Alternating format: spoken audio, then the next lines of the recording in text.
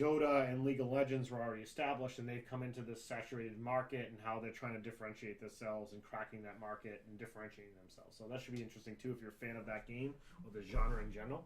Yep. And then you have 2 o'clock Dreadnought. We already talked about that game. I guess they're going to be showing what that game's about in a little bit more detail. Exactly. And they call it best of both worlds because again they're kind of like talking about it as a hybrid between a couple of styles of games. Well, we'll see how that turns out for them. At 2 o'clock, the University of Video Game Music. I guess they're going to talk about video game music and how it evolves and the difference between chiptune and this other type of music. So if you're into the music of games, which I'm sure our friend Demos Dust, or Dodex as we like to call him, would like to listen to this panel because he's into music. 2:30, Turning the Key, what it takes to create a new FPS franchise. I guess Cliff Bleszinski, I think, is going to be there, formerly of the Gears of War franchises. I guess he's going to be there talking about how to create a new FPS franchise. That'd be cool. 3 o'clock, Behind the Game Design of Final Fantasy 15. I'm sure a favorite of yours, Steve. Yeah. I want to ask him when's the last one. Yeah. When's the final? When is the Final Fantasy? Yeah. 3:30, Tavern Talk on where the multiplayer in MMO goes. Talking about how MMOs have changed from the big multiplayer type thing to, now they say Destiny is an MMO, but you play the game almost all single player. Right. So right. How where it's kind of like come back. The pendulum has swung all the way that way, and now it's coming back. If you think about the old ones, Ultima Online, EverQuest, how multiplayer the influence they were, now it's pendulum swung back more to a single player. Yep. 4:30, making a tabletop game from idea to shelf. I guess it's another one of those startup ones you're talking about. 5 o'clock, how to game on YouTube. So this is like the YouTube version of the Twitch panel one. Exactly. So, this one talks about how you can play on there and how you can make it successful and popular, and which is similar to Twitch, but a little different. But different. I mean, it's the way you monetize it is different. Yeah, exactly. 6 o'clock, building the right PC for you. That's like anyone who's thought about or has done it before. Where you're going to build your own PC instead of buying an off the shelf one. Yep. Talks about how you make the decisions to do that. 6 o'clock, Tabletop RPG 101, a player's primer. I guess just talking about... Talks about, being a dungeon, whatever. DM versus, what good things to do, how to be a good player when there is a DM, that kind of stuff. 6:30, for people who like Super Smash Brothers, there's a Settle It Smash competitive panel. Yep, the Smash Brothers is growing again because now with Nintendo... New one, yep. The newest stuff. They got it both on the DS and on the Wii now. Yep. And with the adding of the little amiibos, there's more stuff going on. There's more options and collectability of it. So, and rare. Some of them are pretty rare. So I wonder if that'll enter into the conversation. So it should be interesting. At 7:30 is a Twitch town hall, Pitch Twitch Q&A. So I guess you're gonna be able to talk to the Twitch people and ask them questions about Twitch. And even ask them to to change, change a policy. Yeah, I know a lot of people have questions about how to become a partner in Twitch. It's very there's no you need this many this and this many that. It's a very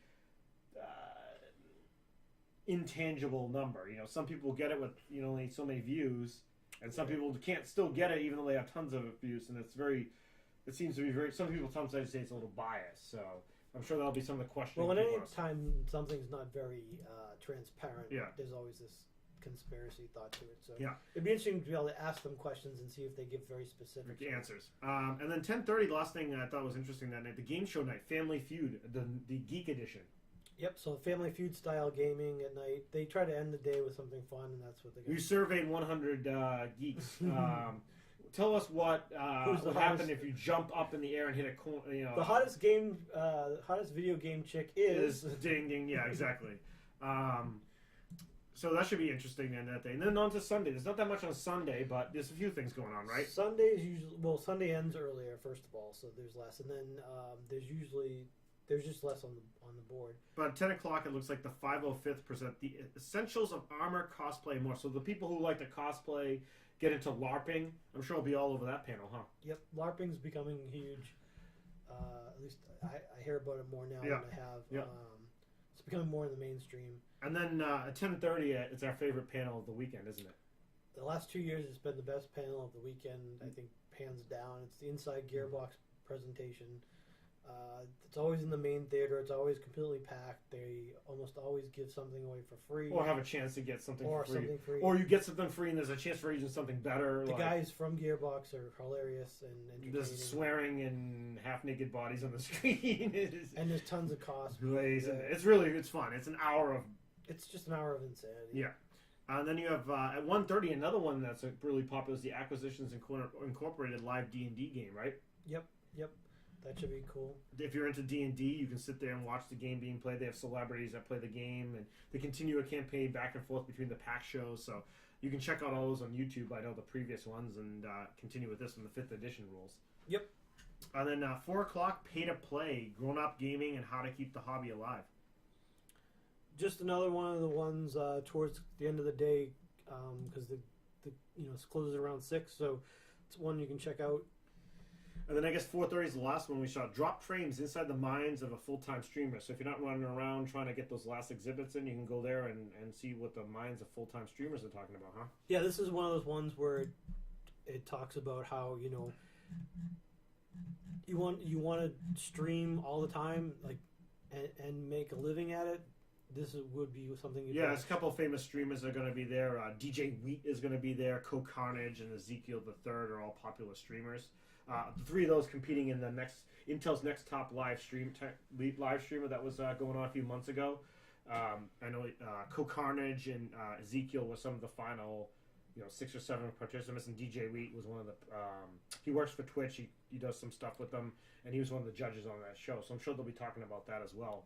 These kind of panels are nice because if you're interested or potentially interested in doing something like that, you can ask anything from what's equipment did you start with, where's a good place to spend your money. If I don't have money to get everything, what would be a good thing to start with? How'd you got with the concept of your brand, because branding's really popular and important to them. Who helped you along the way? What can I do for free? What should I pay for?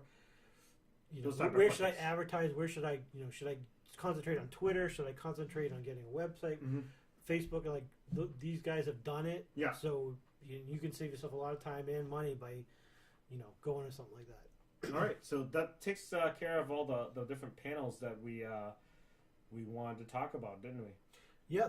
Like I said, there's a lot more. Go to the PAX East website.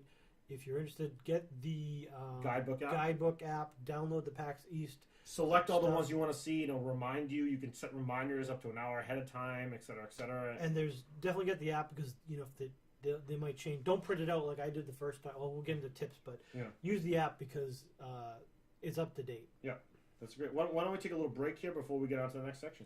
Sounds good.